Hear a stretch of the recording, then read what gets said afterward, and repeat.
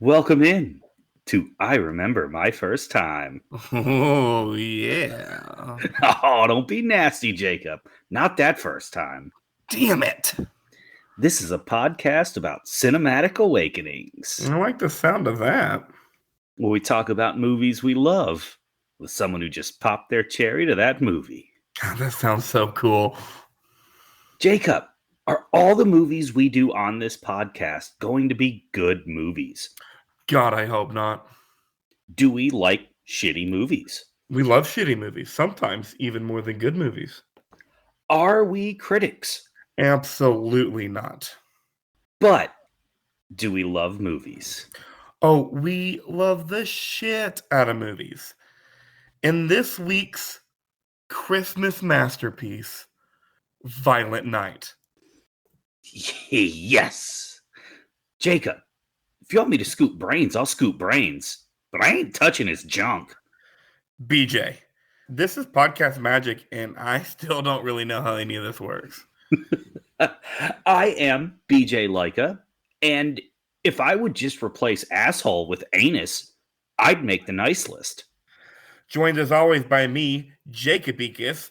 And if I was on one of the flights on 9/11, there would have been terrorists skydiving over Maryland with no parachutes for show. Okay, Mark Wahlberg. And today we're joined by my brother, threepeat guest, our first one, David Eachus. I'm a really good first. Do we Just call it a saying. threesome? We do call it a threesome. On the third time, we call it a fucking threesome. Hell yeah. This is my first threesome, guys. What a fucking sausage fest. I didn't think it would be. Not the one you imagined? Not the one I imagined for sure. The best ones are not the ones you don't imagine. That's true. Damn it, David.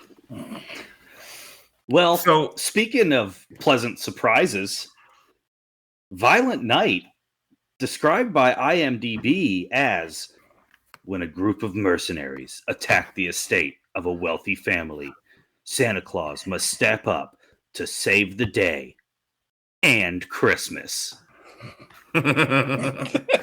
Perfect. Perfect. I don't think it was as funny as you read it. You just made that awesome.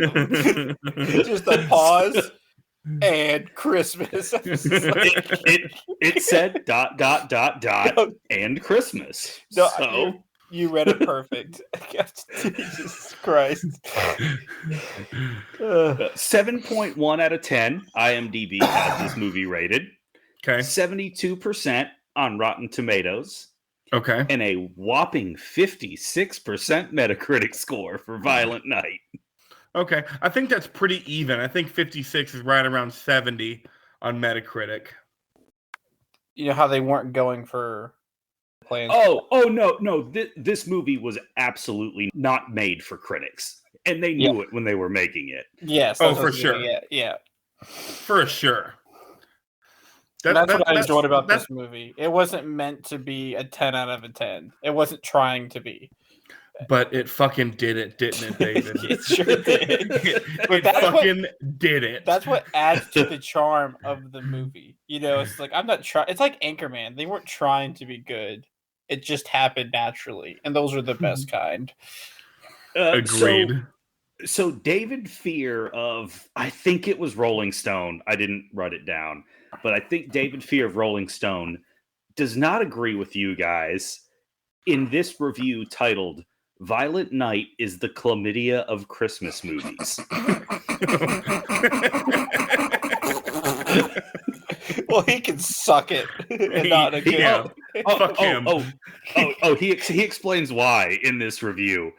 So I just decided to take a few excerpts from this review because it was much funnier. Everyone debates whether Die Hard is a Christmas movie, so why not turn a Christmas movie into a Die Hard movie? I love it. This Santa Goes Berserk story wants to be a new alt holiday classic. Instead, it's essentially the chlamydia of Christmas movies. Agonizing, inflammatory, and accompanied by burning sensations likely to make you think twice about your life choices. what's awesome about that is I was about to be like, I was in my head. I was like, I wasn't going to embarrass myself. I'm like, what does chlamydia do again? And then he goes on to describe it. Nothing against David Harbour, who commits to the seedy Santa Gone Wild act with gusto. You can practically smell the liquor and regret wafting off of him. As for Beverly D'Angelo's amoral power broker and John Leguizamo's commander and thief, they both try to outdo each other in sheer toxicity, and whoever wins, we all lose. Because I thought the opposite. We all won with this movie. That's my opinion. Yes, we all won. That's my opinion too. And ending the review, this is the sort of lazy, slapdash, self-impressed excuse for, quote, edgy, unquote, entertainment that makes you enraged. It's not even so bad it's good. It's so bad you're tempted to kick those responsible for this film right in the jingle bells. Oh, Lord. Oh, Lord. That was a little longer than most of my critic reviews, but I couldn't help myself. It was wonderful, and I loved it. I loved everything he had to say, even though he was fucking wrong. It's not what you say, it's how you say it sometimes. 100%. I mean, he's wrong, but I enjoyed listening to his take on it for some reason. When we do newer movies, we can look this guy up and see what he has to say. Because he's pretty funny. The budget of this movie was only $20 million. What? Yeah, only $20 million. And as of December 4th, it's already made $25 million. Ooh. So we are looking up, baby. We might get a second one of these bad boys. God, what is that? I don't know why. I thought when I left the theater, I'm like, that's a good standalone movie. But I want more. I just don't know how they're gonna do it. You know? I don't make it old school. Like, let's see him become Santa from his Viking days. Oh yeah, that'd be interesting. If they made this movie for $20 million and made 25 after the first week and a half, they'll be fine. They'll make another one. Oh, I know. We're getting another one of these motherfuckers, and I'm so excited. I mean, it was the first movie of its kind. No one's ever thought of Santa being a badass. I mean, I never did. You know? Oh, there's a Hulk Hogan movie called Santa with Muscles. Oh. So you're wrong, David. I am wrong. I stand corrected instantly. Listen, brother. You better give me back Rudolph, brother. I will enter a state of Santa mania. Brother. And that's it's easy to do a Hulk Hogan impression if you just said brother. Yeah. And that's all you got to do. Yeah. That's our weekly wrestling segment. You're welcome. I appreciate that. BJ, what'd you think about this movie? Because out of the three of us, you're the one that doesn't like action movies as much as me and David do. So let me go through what I thought of this movie. You told me we were going to do Violent Night, and I was like, oh, okay, that'll be like a fun kind of tongue-in-cheek joke of a Christmas movie. Great, sounds awesome. And then you texted me after you saw it, and you were like, this movie's incredible. So I was like, oh, okay, so it's kind of a tongue-in-cheek action movie making fun of Santa with really cool action scenes. And then I watched it, and it's surprisingly wholesome and sweet. Like, way more than I ever imagined it would be. Like I said earlier, I love how the movie's not taking itself seriously. Like, BJ and I kind of disagreed on this. I'm like, there's no way you have or it's you, Jacob, I can't remember. It was like, there's no way you have a 10-minute conversation with Santa while there's armed people looking for you. But they did it in the movie. It's just making it wholesome, and they just didn't care the logic of it. I loved it. That was me, because it's just a big-ass house. No, it's not that big. It's an estate. It is a wealthy person, a person so wealthy the government gave $300 million to, and it's their estate. It's that big. Oh, Yeah. okay, all right. And I loved how violent and awesome this movie was. It's everything that I wanted it to be, and I loved how wholesome it was. I didn't even realize I wanted that. Yeah, Because you when don't realize you want it until it's doing it. Yeah, because when I watched the trailer, I didn't think it was going to be wholesome, and then I'm watching the movie, and it's wholesome, and it ends wholesome. And I'm just like, it wasn't that bad. I fucking like that. So it was. yeah. I took my 11-year-olds to see it, and I'm like, this is gorier than I anticipated. BJ, it was hilarious. I called David, and David didn't answer, and so my niece texted me, or she Snapchat me, and she's like, hey, we're in a movie. David, Dad can't talk right now. And I was like, okay, cool. And then an hour goes by, and I'm like, damn, dude, you're still in that movie? And he was like, yeah. And then he calls me later. He's like, bro, we have to do Violent Night. We can't do Santa Jaws. I want to do Violent Night. It was fucking amazing. And I was like, wait, hold on. You took the girls to see Violent Night. And he's like, yeah, bad call. You know.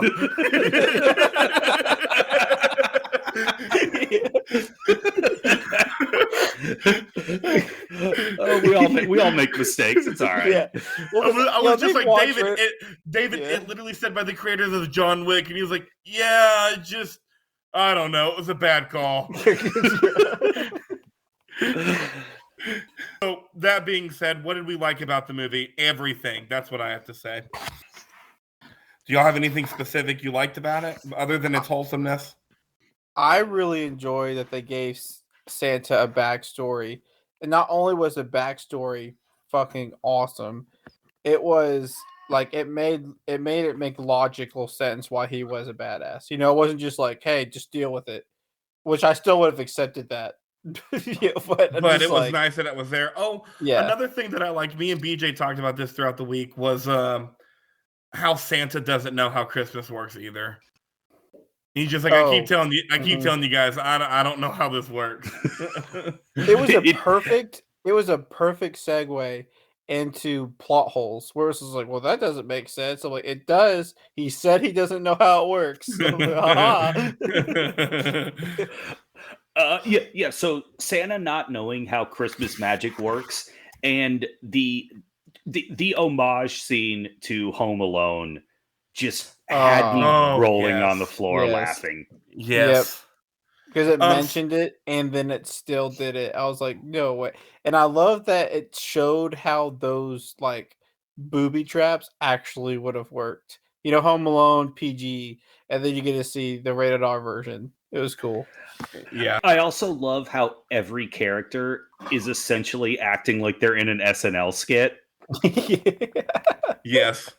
Yes, yep. Everyone's doing their own thing. It's amazing. If you're able to go see this in theaters, I'll tack this on something I love about this movie. The trailer for Cocaine Bear. I was rolling out of my seat. I loved every minute of that trailer. I've watched it 3 times besides the time I watched it in theaters. Cocaine Bear is a real movie. Yes. And it will be featured on this pod, goddammit. Yep. Maybe we'll have a foursome for that one. Is there anything y'all didn't like about the movie? Yeah, the twist in the movie didn't do it for me. Both the fact that the kill squad was on the side of the thieves and the fact that the son had stolen the $300 million, those twists just didn't do it for me.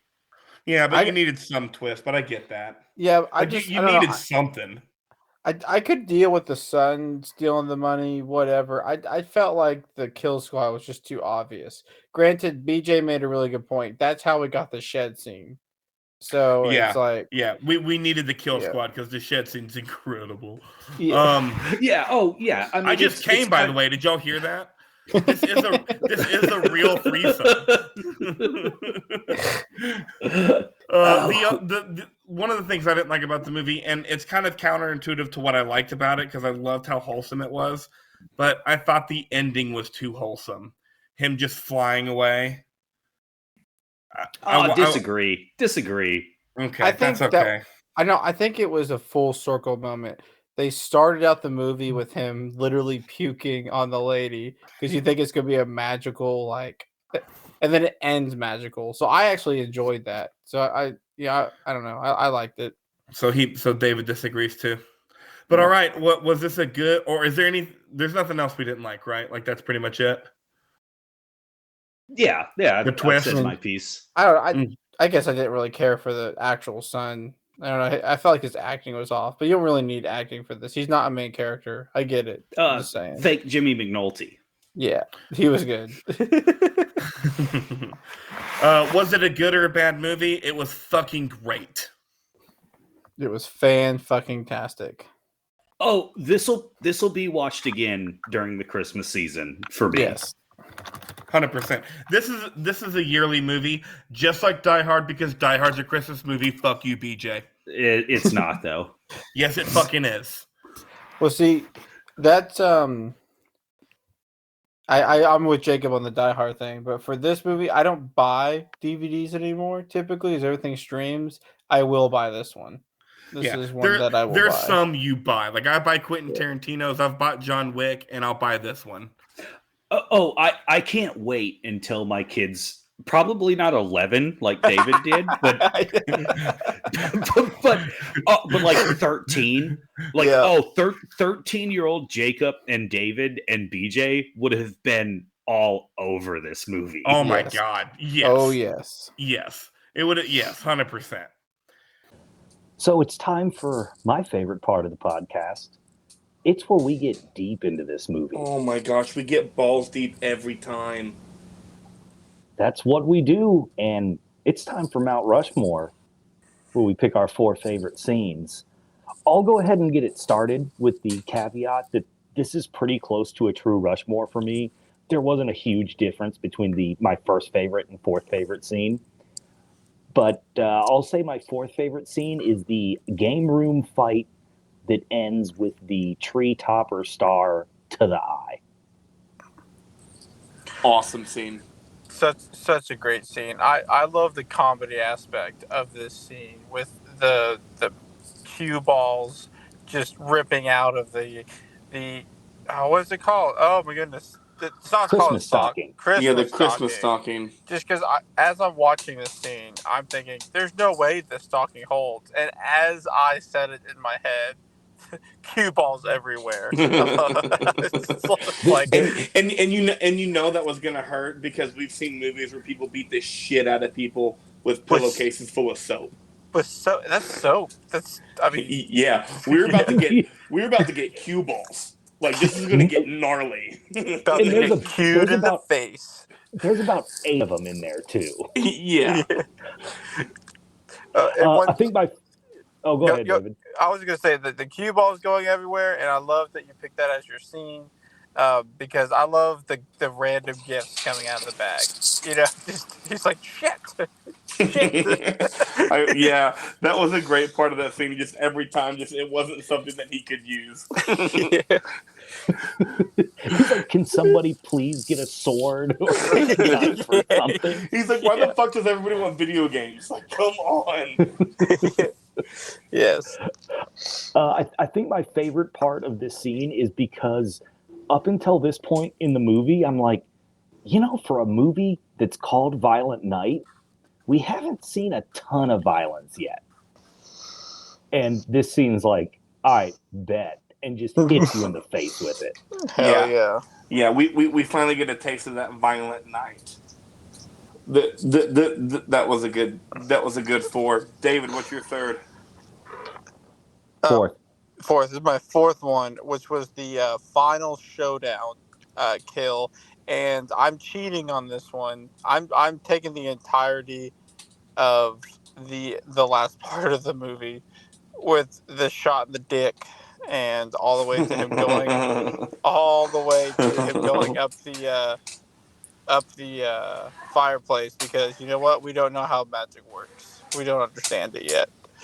But what an awesome kill scene. Oh yeah. I was going to ask if you included the snowmobile chase scene in this, where obviously you do, because that was pretty fun. Yeah, that's not even the question. I feel like that adds to the fun of the whole scene. I Perfect. agree. Yeah. My fourth favorite scene is, I kind of cheated here too, because I did like the setup before BJ's number 4 scene, so I include that, and also Santa showing up at the house, getting the bottle of scotch, and just like, that's some pre-war shit right there. Oh, I forgot all about that. And pairing it with the cookies, and he's just like, this pairs well. And he's in the massage There's chair. no way that pairs well. I mean, for a dude who's been flying around for 1,100 years, fucking maybe.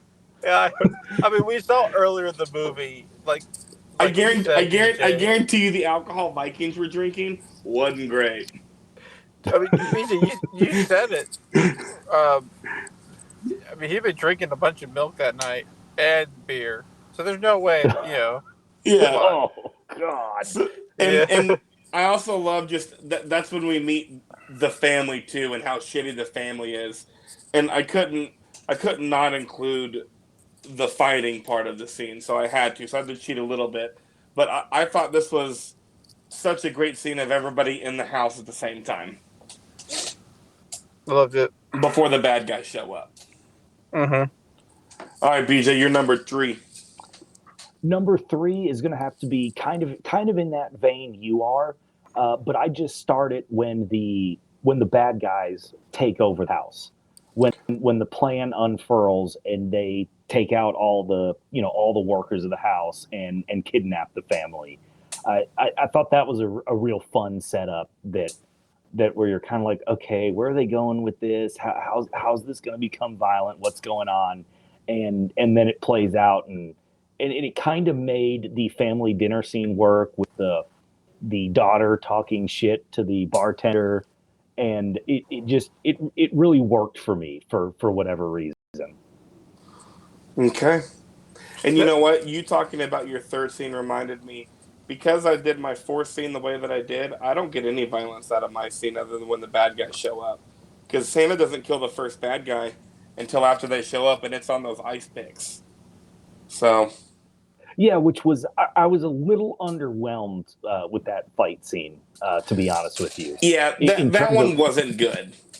It makes sense in the story. Yeah. But the movie's called Violent Night, and I thought that was a little struggle, because I wanted a little more violence in a movie called Violent Night for Santa's first kill. Yeah. Oh, we were in for a treat, though. Yes. Yes. We didn't even know it. I only have one little problem with your number 3. Not necessarily your pick, but I've always struggled with this with movies. Whenever the bad guys come in and they have little to no collateral, no damage to their own. I know that they have the element of surprise, but you're telling me the good guys or the guards don't get one shot off, or you know what I mean? I know they had to do that because David, I don't know. It's bad guy magic. I don't know how any of this works. You know what? I love it. Your justification right there. I'm sold. I'm sold. David, sometimes BJ has these zingers.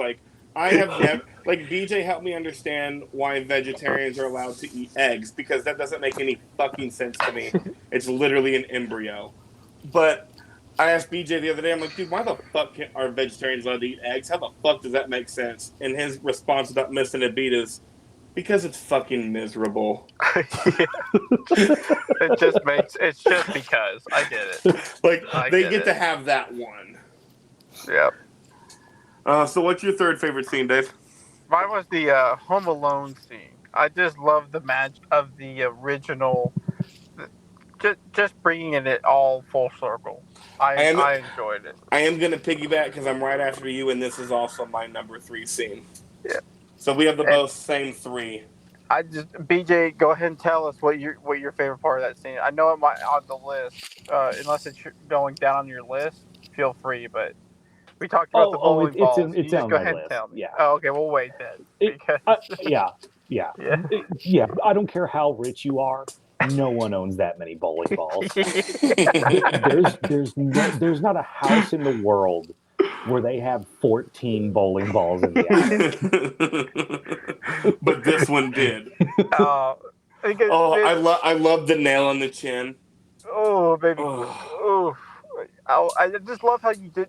It showed you not die instantly. Yeah. You know what I mean? I'm just like, it Just- showed how the adrenaline can get you. You know. And also just pull, like, it's not going to kill you right there. Like, at that point, you have to pull the knife out. How bad do you think that hurts? Oh. I was squeamish. That was the one scene that I was squirmed in my chair. Mm-hmm. I don't think I squirmed, but I kind of like went, oh. But I'm a different kind of animal. The seeing her hair get ripped off was fucking crazy in this scene. Did you really connect with that? I did. As a person with no hair, I connected with it for some weird fucking reason. I was like, oh my god. Anything else you guys want to add to this scene? I think the only thing I'd add to that scene, unless you're this is still on your number scene, but what I'll add to it is I really enjoyed that at the end, like she had been saving Santa all these times, or not saving him, but keeping him motivated. And at the end of that scene, he was able to save her because she was like out of ideas, and that girl was right up on her, the bad girl, and Santa came in with the hammer. Mm-hmm. I enjoyed that part of it. Yeah, the hammer to the chest. Yeah. Love that. BJ, your number 2 scene. As boring as it sounds, it's the same thing. It's the homage to Home Alone. The only thing I want to add on it is when the bad guy gets killed. Uh-huh. There's not a person in the world that has ever looked at a nail like that. Not one. It's almost like it definitely wasn't referencing The Office, but I felt like it kind of was. Like, Michael, stand to the side and look at this, look at the icicles. And you're like, no, I like the way they look from standing right underneath him. He had a Michael Scott moment. Yeah. I also love how these two are the only ones that adamantly believe it's Santa Claus. Yeah. The real Santa's here. Yeah. What did you just say? Don't fucking listen to her. She's stupid. She's stupid. Yeah. Oh. Okay, nice. Dave, your David, number 2 2. My number 2 has got to be the shed montage. I know that it should be my number 1, but it's not. It gets me every time. It's cheating, I feel, because there's so many deaths in it, and I just don't care. I said what I said, and I love the grenade up the guy's up his pants, and he's running away. Oh, I gotta watch. Yeah, I just love that because action movies are the slow walk away, explode. This movie is not like that. I love it. Yeah. Oh, there's conservatively 20 deaths in that shed alone. Something like that. I love the conversation between Santa and Judy to start this scene off. Lump of coal up their anuses. Yeah. And there's a build up to it as well because he starts sucking on the candy cane. Like that candy cane went full circle, my friends. I just love the candy cane part of it. Oh, the candy cane kill was awesome. And as soon as he started sucking on the candy cane, I'm like, well, that's going to be cool. I know what's coming there. Because I've thought about that once or twice growing up. Yep. Probably directed towards David most of the time, too, huh? Probably. Little fucker. All right, Oh no, my number 2 now. My number 2 is the finale. And I didn't include the snowmobile bit when I did this, but I have to after y'all talked about it when David talked about this scene because that is such a great part of this scene. But the part that I love is just that final kill scene, like how how John Leguizamo looked after going through the chimney was amazing. It really was. Especially because early in the movie, he's like, "There's no way a man can fit up that." Yes. Oh, I forgot he said that. And I love Santa just. I don't know how this works, but damn it, it come in handy. Yeah.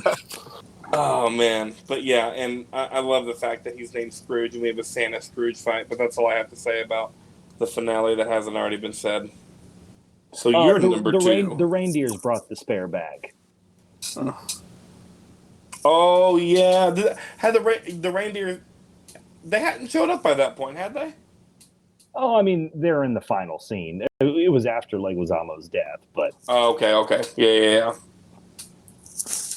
my number one scene is Santa with the sledgehammer in the shed. Oh wait, what's your number two scene? The Home Alone one. Yeah, he said it. Oh, that's right. Your number one scene. That's also my number one scene. Yeah, a really weird Clue game. Santa in the shed with a sledgehammer. It was and an perfect. ice skate and a candy corn or candy cane and was that a snowblower or a wood chipper? I couldn't tell. I think it was a snow. I don't know. It was. It had to have been a wood chipper. I don't know enough. I'm from the South. I don't even know what a snow whatever you said looks like. So I wouldn't know. Yeah, I don't. Are we talking about snowmobiles? Or are we still talking about this? Did you call it a snowblower? Snowblower thing. Yeah, that's where you Yeah. put the snow in and it does something with snow. We are from the South, so it was a fucking wood chipper. The once every 3 years it happens, we just grab a shovel. And that's if we leave. Yep. My favorite part of this scene, and I love when action movies do this, the happy music behind the just violent ass kicking is so cool in movies. Yes. Peacemaker Perfect. does a lot of that. I love Peacemaker's a great show. Oh yeah. I put it off forever watching it. Oh yeah, BJ, I finally got David to watch Peacemaker and finally understand why the best character on the show is a character named Eagly. An eagle named Eagly. Yes. Ironically, that's why I wouldn't watch it forever. Because I'm like, not watching a show about an eagle sidekick named Eagly. There's no way. I'm not gonna watch it. Just because this is my number one scene too, the only thing that we hadn't talked about, because BJ, you mentioned the beheading by the ice skates, right? Yeah, I mentioned he killed people with an ice skate, but yeah, go ahead. The beheading's incredible. Just the beheading and the head staying on the ice skate was amazing. Loved it. And I also we hadn't really focused on the first two hammer kills, but they were so glorious. And as soon as he saw the sledgehammer, he was just like, "Fuck yes!" And I was also like, "Fuck yes!" You're also talking about a scene where the least impressive kills were done by a sledgehammer. Yes, correct. Correct. I think the best part of the sledgehammer was him seeing the sledgehammer and having that fuck yes moment. Yeah, the callback to his roots. Yes, and the way the scene starts after he gets off the phone with Trudy, Santa's gonna eat through these bad guys like a plate full of cookies. These lines of this movie were just made perfectly. All right, David, I skipped you. End our Mount Rushmore. What's your number one? See, mine's a callback to the first. His number 4 was my first one, just because I felt like that was when, with the stalking and the cue balls and the star. I arguably think that was the coolest death in the movie, was because the guy didn't die initially from the star in the eye, and then he plugs it in the wall. Oh, it 100% was the coolest death in the movie. Yeah. So we did just watch Christmas Vacation, and we saw that happen with a cat last week. Which was the funniest part of that movie. It made it extra funny for me. Yeah. That's my number one. Because it shows that. Spoiler alert, we have another Mount Rushmore for best kill scenes, and the reason this didn't make my Mount Rushmore of scenes is because it's my number one kill scene. Oh, that makes sense because and I just like how it shows him coming back to his own. You know, just him. Yes. Like, he hasn't fought. It's what did he say? He know Mr. Claus were 1100. So it had to have been 1100 years just based off that. Right. So I'm just Been a long time since this dude's thrown a punch. yeah. That reminds me of him trying to get on the snowmobile and going, "What the fuck?" And just getting making a makeshift sled. Yeah. All right, I forgot about that too, and I just watched this movie. I forgot about it last night. He's like, nope. So the only thing I want to add is when they brought out the big nutcracker, I'm sitting in the theater and I was so excited because I thought I was about to see some dick on the big screen. And I did think we were gonna see some testes. So you guys thought we were. I knew we were, and I was like, shit, I brought my kids to this movie. David, do you want to know when I knew I was going to see dick on TV? When I should have seen Michael Douglas's dick. Show me your dick, Michael Douglas. Fucker. But no, I thought that die. That die. I thought for sure we were going to see some testes or some strawberries. I couldn't let this podcast go without bringing that up. Some golf balls. Some acorns. Peanuts. Balloons. Okay, Jesus. Okay, cool. One of y'all stopped me. Thank God. Oh, I was ready to leave him hanging. Fucker. All right, we did it. Mount Rushmore scenes, baby. What's next? Movie-related talk. Surprisingly sweet and wholesome movies. That's what we got this week. Because that's what this is. A surprisingly sweet, wholesome movie. With a lot of... It's hard to do that with gore, too, but they managed it. A lot of the other movies that are wholesome, they kind of end wholesomely, but they're not as wholesome all the way through like this one is. So when you think of like Die Hard kind of starts wholesome and kind of ends wholesome, but there's not really any wholesomeness in the middle. Correct. A movie that's true. A movie like what's the Jonah Hill, Michael Cera, Superbad. Superbad ends wholesome, but there's not a lot of wholesomeness in the middle. I thought this movie just did a good job of kind of sprinkling that wholesomeness throughout it. Big Daddy and the 90s Adam Sandler movies do a good job of that, sprinkling it throughout the movie, like Waterboy and Happy Gilmore. I feel like it's easy to do a comedy. You're not able to really do that with an action movie. Yeah, but I mean, the topic is just surprisingly sweet, wholesome movies. Oh, gotcha. Yeah. Happy Gilmore is wholesome and sweet. It's for his grandma. That's true. It is, and it does bring that up quite a bit throughout the whole movie. And I've seen it recently. It's really wholesome. Yeah, in a weird way, despite him beating the shit out of Bob Barker. But see, this movie, I'm pretty sure Bob Barker beat the shit out of him. Well, that's true. I forgot. Yeah, my bad. The price is wrong, bitch. That was I think the wholesomeness tied this movie together. I think it needed it, and we didn't even know we needed it, because that's not why I went to see this movie. I go for a wholesome movie. But it's why you'll watch it during Christmas time. Yes. What are other wholesome movies? We have a couple Adam Sandler flicks. Superbad. Anything else? Rocky. Mm-hmm. Yeah, Rocky's wholesome and sweet. Creed.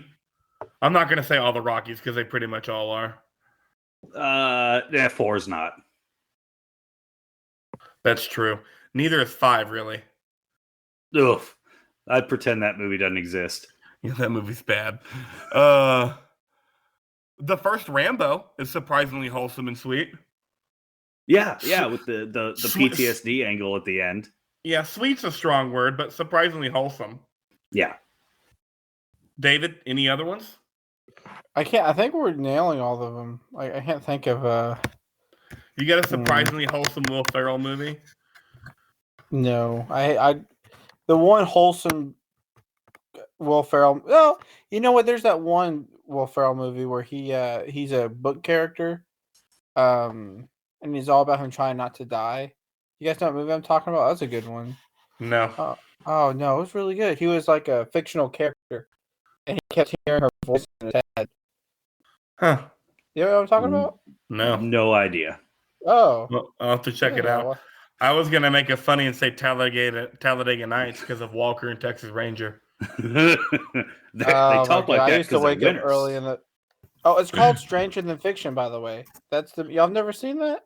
No, never seen Stranger Than Fiction. Oh, it's a good wholesome movie.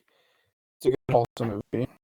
The 40-year-old virgin is kind of wholesome all the way through. Oh, that's a good one too, BJ. That's a good one. You know what movie tried to be wholesome, and to this day, I hate it with every ounce of me. I hate that Will Ferrell did this movie, and it's rated one of his best movies. Everything Must Go. I hate it. I hate every second of that movie. Ugh. I like Everything Must Go. And you're crazy for that. Like you, my respect for you goes down every time you say that. So, fucking movie's terrible. Respect my authority. Have you seen that, BJ? I know we're going on a side topic. No. Don't. So good. All right. So I think we've pretty much covered surprisingly sweet, wholesome movies. Mm-hmm. Character breakdown should be pretty easy. Start with Santa fucking Claus.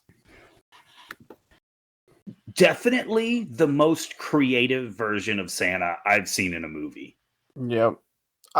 I liked his journey or his character development during the movie. He starts out, done. Like he's like, this might be my last year. And his progression through the movie. Is that kind of what we're talking about with character development? I really enjoyed that. Yeah. I really enjoyed that development with Santa. That was cool. Yeah, I like Santa's backstory. I liked how badass he was. Whenever he's sitting there sewing himself up, I was just like, those look like Viking tattoos. And then bam, flashback. And I'm like, fuck yeah. Called it. And just the interesting way how he's not sure that he's got there. He's been the only one for a millennia. How he misses Mrs. Claus. Just the whole thing I thought they did was probably oddly enough, the most creative Santa I've ever seen in a movie. Yes. And I don't really know how to explain that.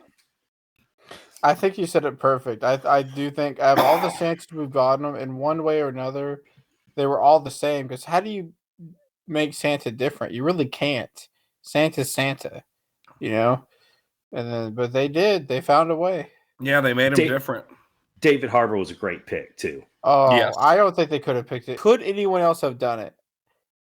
Yeah, I think out of the people right now. Right now, like no reach back, no going forward. Right now, I think you could have had like a Jason Momoa type. Oh fuck! I forgot about him. He would have been decent. Maybe the ladies like those shirtless scenes a little better if Momoa or someone's in it. Jason, I don't want Santa. He's just young. I just don't want Santa to be fit like that, though. I thought they did a good job with him. Like he was fit, but not fit. I know he can't go. I know he can't go back in time, but a young John Goodman would have played a good Santa in this role. Yeah, I'm trying to figure out when they filmed this though, because do you guys watch Stranger Things? Yeah. He got real skinny in the last season of Stranger Things. Yeah, because he was in that prison. So I wonder if this was filmed during Stranger Things, because he wasn't as skinny as he was in Stranger Things. That, or he's just making his body fluctuate for these roles. Who knows? I know. Like, I want to do it on the pod soon, but he's also in the new Hellboy remake, and it's fucking amazing. I haven't seen it. Very similar to this movie. Not as wholesome. I mean, it's Hellboy, but it's fucking awesome. He's an actor I didn't know that I needed. The tough guy dad roles don't seem to be flowing in Hollywood that much anymore. And he's a great one. I didn't realize I was missing that until what do you say his name was? David Harbour. Harbour. Didn't know I needed it. Thank you, David Harbour. I needed it. All right, the second best character from this movie, Trudy. She's what makes all of the wholesomeness happen. Is how good her performance is in this movie. Agreed. I think she's a big part on why this is better than just a action movie. I agree. I loved how good she was in her role, and like we've talked about many times in this pod, child acting's hard, and this girl nailed it. She nailed it. And what I really appreciated with her acting is, and one thing I really enjoyed about this movie as a whole, is they didn't follow the normal Hollywood trend of I'm a woman and I'm just better than you in every single thing. Like with the sniper scene, she was like, didn't just pick up that rifle and start sniping their heads off. And truly, you're talking about the mom. Trudy's the little girl. No, I know. I was getting sorry. Okay. Yeah, I was using her as a segue. And then you get to Trudy, she does all these booby traps, and they all were working pretty good. A lot of it was just the adults being stupid, which was a cool callback, to Home Alone. And then at the end, she just ran out of ideas, and she was like flinging things off of that little slingshot. Like she would have died had Santa not showed up. So I was just like, I like that she, it didn't make her like single-handedly take down these two bad guys and just get away scot-free. I enjoyed that part of it. No. Because she held her own, though, is what I'm saying. Like, you can be strong and not be invincible. Mm-hmm. That's kind of what I'm getting at. I enjoyed it. All right. This is why BJ let me do the character breakdown, simply for this. Our next one is John Leguizamo. No, 3 John Leguizamo movies in, and he nails it. Nice, nailed his name. Also, how have we already done 3 John Leguizamo movies? Because he's that incredible. Scrooge. Scrooge. He was great. They gave him a pretty good backstory too. And I loved how over the top he was. I never thought he was too much either. Like John Leguizamo was great. I just want to mention this one part. It's kind of off topic, but when he brought out the big nutcracker, I'm sitting in the theater and I'm like, we're about to see some dick on the big screen. Hell yeah! I really thought we were gonna see at least some nuts. I did see it, and then I was like, and I brought my kids to this. I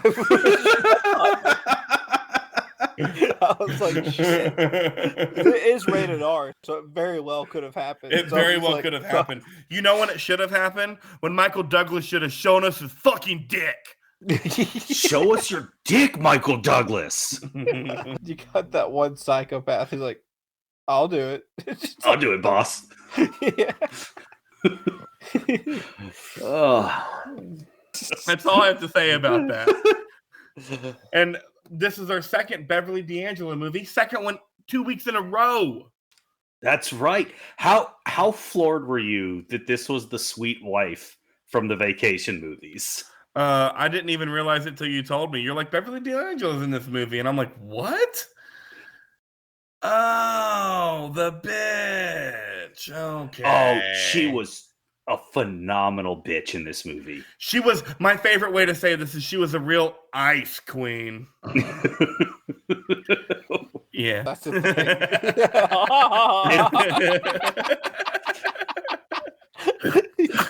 But yeah, she was an ice cold queen. She was amazing. Wow, that's Anchorman. That's not The Office.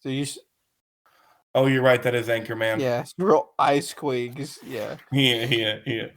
I do wish to be able to talk to a U.S. senator the way she did in this movie. Oh yeah, she Yes. Yeah. Specifically Ted Cruz. I would not have been as nice as she was if it was Ted Cruz. Oh, but she was great. I loved her just ditching the family. She's just like, fuck you, Dick. Fuck you guys. All my kids, all my grandkids, it's all about moi. I like how she was straight up gonna ditch her kids too. That room was clearly big enough for all of them. Yeah. It's only big enough for one. No. That wasn't the panic room. They caught him before they hit the panic room. Okay, I'm about to say he came out of the panic room. He was hiding in there. Right. That's right. But still, I was like straight up ditching her fucking kids. Like I could have more or adopt more kids. I can adopt more. We good, baby. We good. All right, BJ, a little surprise for you.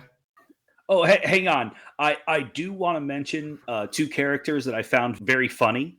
Okay. The grandson Bertrude and the stepdad actor.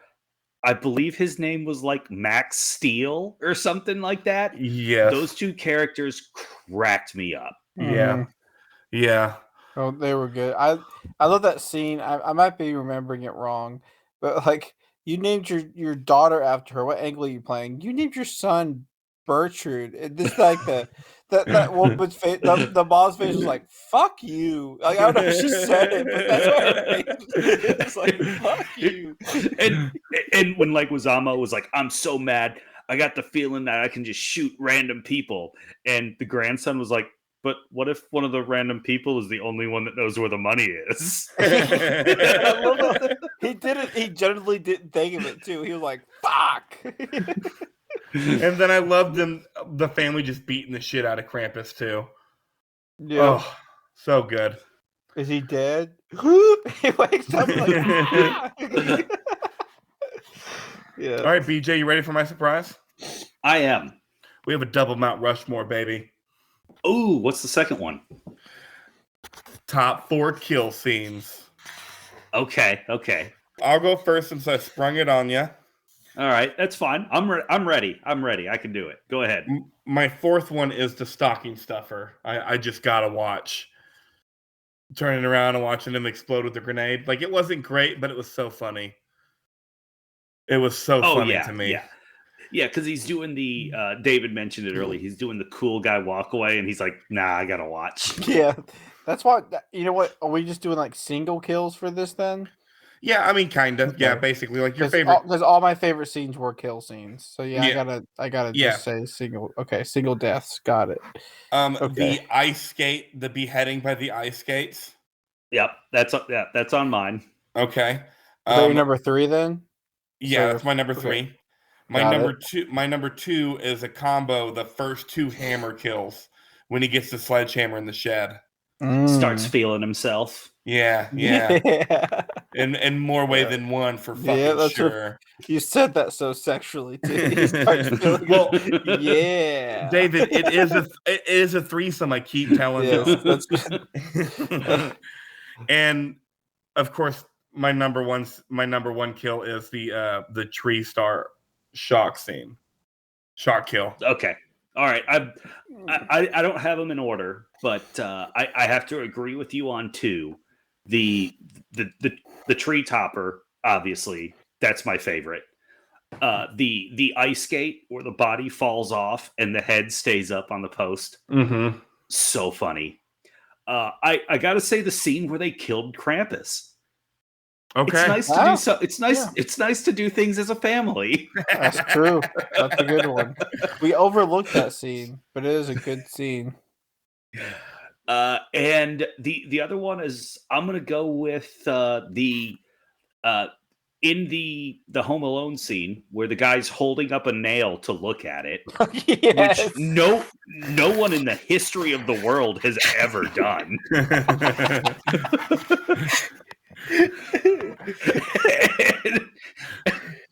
Yeah. And the bowling ball comes rolling down, and That's it for that guy.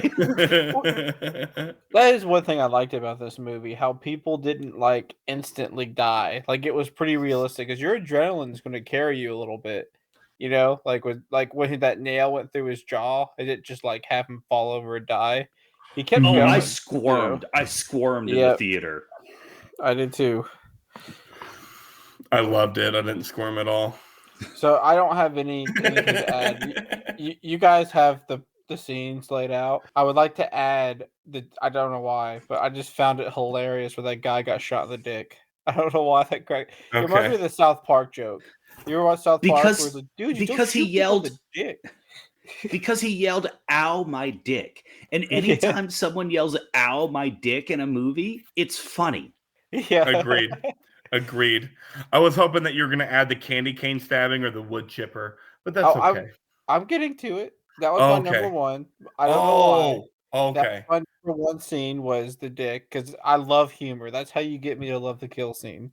And my second one was the stalking, where all the bowling balls go over. Not bowling balls. The pool balls, cue balls, and he kept pulling the gifts out. Billiard balls is the correct term. Balls. There it is. And my third one would be the candy cane because it was such a build up to it. That candy cane traveled the whole movie. He put, that girl left him a candy cane. He put it in his pocket, and then he killed somebody with it. I loved it. In fact, I'm going to switch that to my number one because it has a story behind it with that candy cane. Okay. And then, of course, the wood chipper, just because I was like, no, they're not. They're not going to have him go. And then they did. I'm like, oh. The only other movie I've seen a wood chipper used to kill somebody was Tucker and Dale versus Evil. Oh, that's Fargo. Right. Fargo, that's right. Tucker and Dale versus Evil is funny, though, just like this one was. No. All right. You ready for your favorite part, Jacob? I mean, I always love a double Mount Rushmore, but yeah, this is my favorite part. Double Mount Rushmore is fucking fun. So my trivia is very short for this first-time movie. I'm going to start it off with the incredible trivia that this is written by the same team responsible for the Sonic the Hedgehog movie. No way.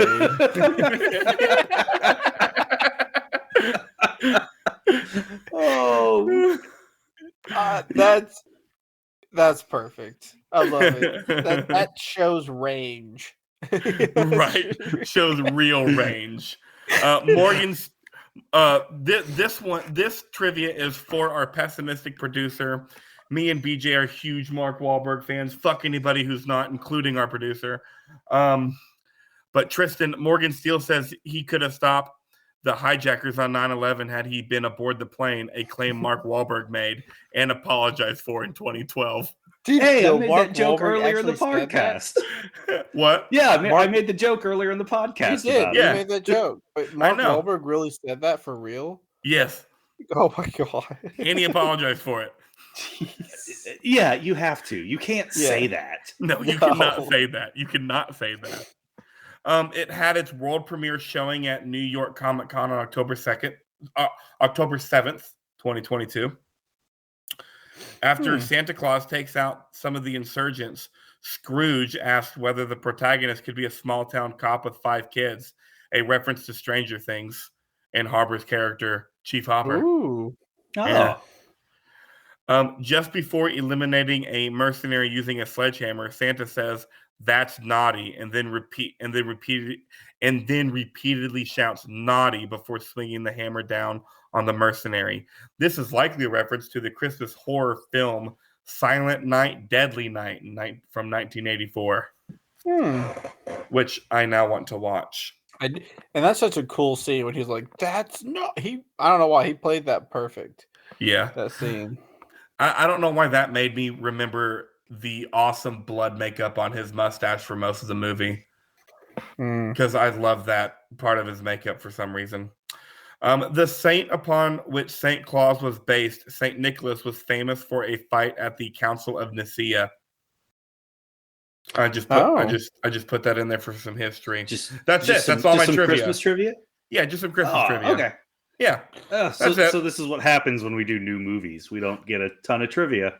Correct. I mean, there'll be more. Like we can always on if you ever put notes on movies, you could always put like note on your podcast episodes. You can put like additional trivia, something Well, like that. this will be the first. This movie will be the first time we add trivia onto IMDb. Uh, David, we're way too lazy to look up our own trivia. Yeah, 100%. You're preaching to the choir. I was too lazy to go get my list out of the car. We've had this plan for weeks. All right, movie impersonation time. BJ, tell us what we got. We are going to do our very own Christmas action movie one-liners. What do you think? You think we can each do 2? No, let's try to do 3. Okay. All right. I got plenty. BJ, am I starting this? Yeah, you're I starting. don't know. Walking in a winter murder land. All right. Okay. Run, run, Rudolph. Santa's gonna kill you today. All right. A bad guy runs away. I like it. Yep.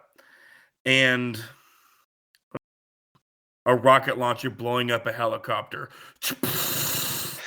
Talk about a mistletoe.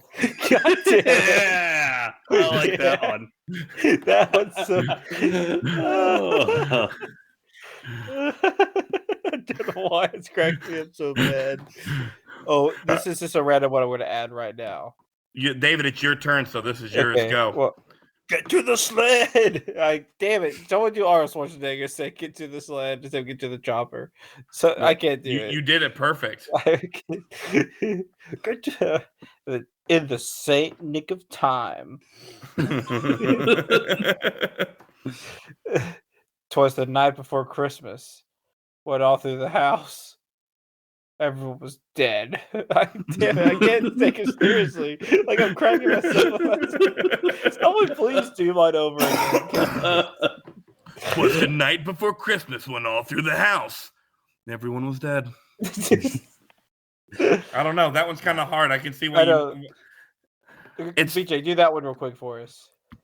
'Twas the night before Christmas, when all through the house, everyone was dead. That's it. That's that what was good. That was the best. That was the best one. Hey, in the Saint nick of time. Yeah, now you do that one. Let's just do all of them together, and we'll compare. Okay, so here's one where the bad guy catches on fire. Okay. Looks like you made the naughty lit. I love it. It's time for a season's beating. Nice. And here's my favorite, and I'm really proud of this one. Feliz Navi dead. Yes. Oh, right. The Jiggle Bells. Those were good. So those were our Christmas action movie one-liners. Yeah. So, final thoughts on the movie in general. BJ, what's your rating of this movie? Because I guarantee you have the lowest rating out of the 3. So I think I summed it up really well earlier. It's a really fun, tongue-in-cheek. It almost makes fun of action movies more than Christmas movies. It's really fun. It's really violent. And it's shockingly wholesome. I'm going to give this movie an 8.4. Okay. David. I hear you. And the reason I'm not giving it a perfect score is because I feel like that's not what they were going for. It's not what they would have wanted. That's why I rated it a 9.2. Okay. Oh, no, that's the 9.2 is a really, really good movie. Oh, it's a really, really good movie, but it wasn't a perfect movie. You know, like that's. And so I'm gonna have to agree with you. It wasn't a perfect movie. I wasn't the biggest fan of its ending, and that's why it gets a 9.8 from me, because it was so goddamn close to a perfect movie. This movie's amazing. What about the ending? Was it just did you like him coming back to life? Because you can't kill Santa. Oh no, Come on. I just wanted to end more badass. That's all. It did. Oh, you almost didn't want the last bit of it. Then you just wanted him to come back to life, and then the movie to end or something, huh? However they needed to do it, I don't know. What if he comes back? The reindeers are there. He hops on the sled, and another bad guy comes out from behind a tree, and the reindeers run him over. Ooh. Okay. That's almost. I would go a little bit further and say, like, as he thinks he killed all the bad guys, he's like leaving, and then like the sled runs one of them over. He's like looks over, like, oh, one more. I forgot about him. You know, like he was on the naughty list. I think it's That was safe to kinda say cool. that we all agree this movie is a great movie because it got an 8 point. What'd you give it, BJ? 8.4? 8.4. You couldn't do a 5? Whatever. It got an 8. Like, fuck you, dude. Fuck you. Should they remake this? Let's get a sequel, which we will. I feel like this is this is going to turn into a Christmas classic for sure. So it will be remade one of these days. So I agree. Especially if they can do what they did on a $20 million budget. Yeah. They did a great. I could not tell it was 20 million. They must have. Someone must have donated that house for the movie. No, I mean obviously not donated. You know what I mean, like the time or whatever the space. Yeah. That land. Because there's no way you shoot a movie in that big of a house unless that was a studio. But even then, if it was a studio and they did that house like that, I don't know how they got I'm sure it was. million. I'm sure it was a studio. The exteriors, it's probably a real place, but the interiors, I'm sure, are all studio. Probably. Wait, so when you say budget, does that include like actor salary and stuff? Like, so these actors didn't make that much on this movie? Correct. It basically includes everything except the marketing. Oh wow! So yeah, they didn't take a big payday for this movie either. No, they had a lot of fun with it. Which that makes the movie better to me. I'm raising my score to a 9.5 to a 9.5 because I didn't realize that they weren't in it for the money. Obviously, they were having a good time, and I appreciate that. Thank you, David. Fuck you, BJ. 8.4. Never been so disgusted with you. My fucking host. Do you know how good an 8.4 is for me? I do, but still, fuck you. I wonder if this. I want to revisit this conversation. When BJ's watching it as a holiday movie next year. I wonder if his score goes up or down. I'm curious. Right, mine won't change. I just wonder if his will go up. We'll have to see. What's next? What do we got next, BJ?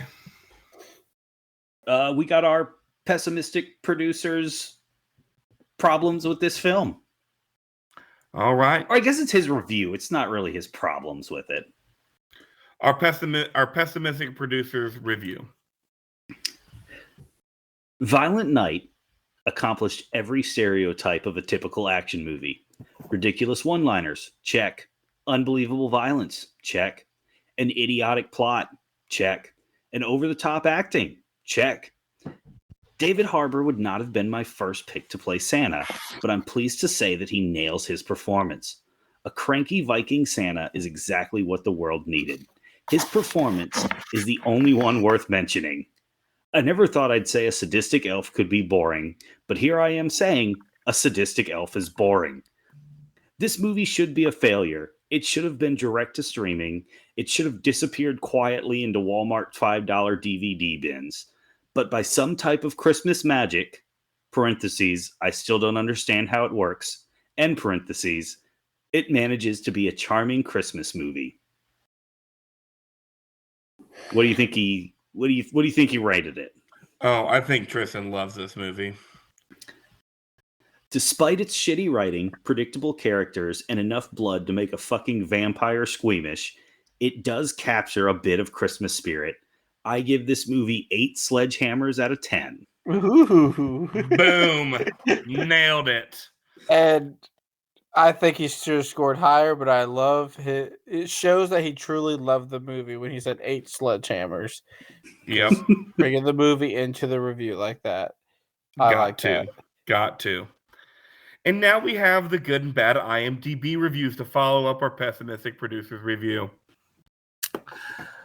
And I'm glad that I went back and reviewed these because I had an okay good review, and then I went back and looked at them today, and I got a better one. So this one comes from Ian Dance 1917-57. I Am Dance. Titled, I will be watching this with Die Hard every Christmas. Hear and listen, good children. Those who think this movie is bad because it got cheesy dialogue, stupid plot, and just bad, well, we can call them Scrooges. 'Twas a movie about Santa being awesome, killing a bunch of people, and being goofy. He literally goes on a PTSD flashback talking to a kid about how good he was at killing. When you saw this trailer, did you honestly think to yourself that this was going to win an Oscar? That it would change your life? No, it looks stupid and is. Santa jabs a guy's eye out with a candy cane. If you look at it as it is, a funny bloodfest featuring jolly old Saint Nick with a hammer called Skull Crusher and an alcohol problem, it's great, good old-fashioned Christmas fun for the whole family. Do yourself a favor and watch this. Enjoy the movie. Enjoy the fact that someone had to write all this. Enjoy the fact that some college kid with a degree in digital arts was brought in on this for their first movie and had to make this.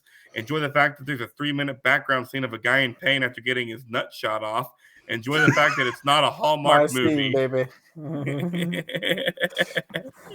And the people who wrote it also wrote Sonic the Hedgehog. Correct. Fuck yeah, dude. Yeah. This guy can come on our pod anytime. And David, this guy's a man after your own heart. Good old-fashioned Christmas fun for the whole family. Hell yeah.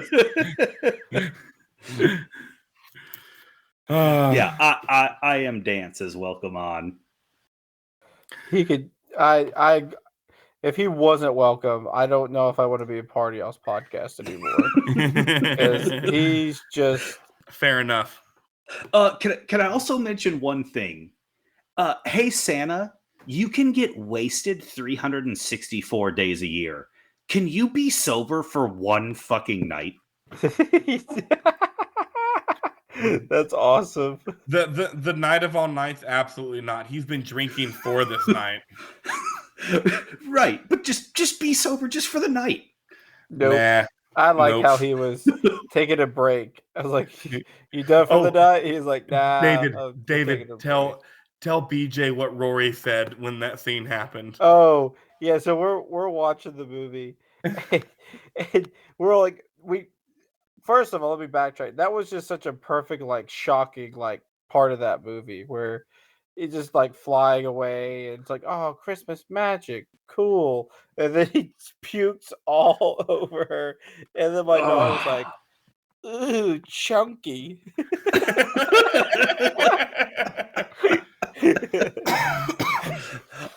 Because at that point, he's delivered to all of Europe. So he's eaten so many Christmas cookies already and milk, and then washed it down with a couple of pints. Yep.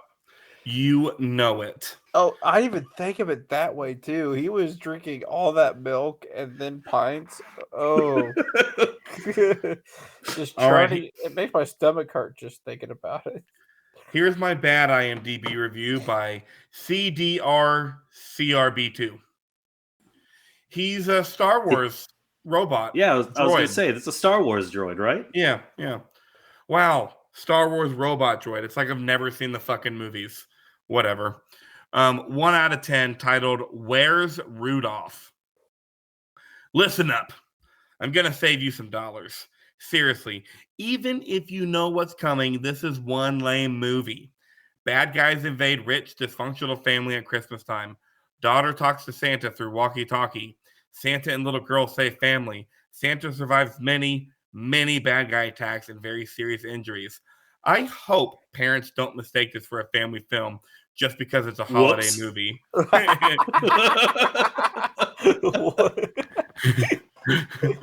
It is extremely violent, and even though I know it's a movie, there was no need for some of this violence. Wrong. Wrong. Yes. It's called Violent Yeah, Night. What Right. was he thinking it was going to happen? Come on. Shooting an innocent person through the head is not much of a Christmas present. The acting is non-existent for the most part. John Harbour is not bad as Santa, but provides zero laughs. And I John don't know who Leguizamo, John Harbour is. right? But provides zero laughs. And John Leguizamo does okay with his thankless role. Otherwise, yuck.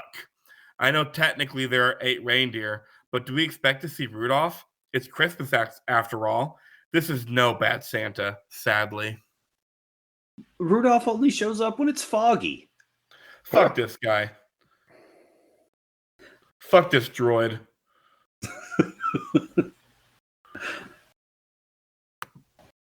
That's it. That's the end of the review. Jacob, I just want to say that I'm really proud of you for pronouncing John Leguizamo's name correctly. Thank you. I worked on it all week. Not really. I just nailed it the first time, and I was like, I'm gonna keep saying it the right way. Like, why not? Fuck it, right? David, thank you so much for watching this movie in theaters with your 2 11-year-old daughters. That way, we could change from Santa Jaws to this magnificent masterpiece of a Christmas movie. A Christmas classic. A Christmas classic. Next week, we have a really bad Hallmark-like Netflix Christmas movie called A Christmas on Mistletoe Farm. So please join us next week for A Christmas on Mistletoe Farm. I'm going to go out on a limb and say Jacob is not giving that movie a 9.8. I'm going to go out on a limb and say, yeah, probably not. David, for real, thanks. We'll either see you for Anchorman 2 or Cocaine Bear, whichever one comes first. Because I'll be on for both. We could have an actual foursome, 2 guest speakers. No, it's an idea. Which two? You and who? I don't know. It's another fellow Anchorman lover for Anchorman. I don't know. Just an idea. We don't have to. Just an idea. Everyone follow us on social media, IRMFT Pod. That's Twitter, Facebook, Instagram. Bye. Hey, coming soon, OnlyFans. I'm just kidding. In this economy, you're not too far off. Yeah. Fucking maybe. Yeah.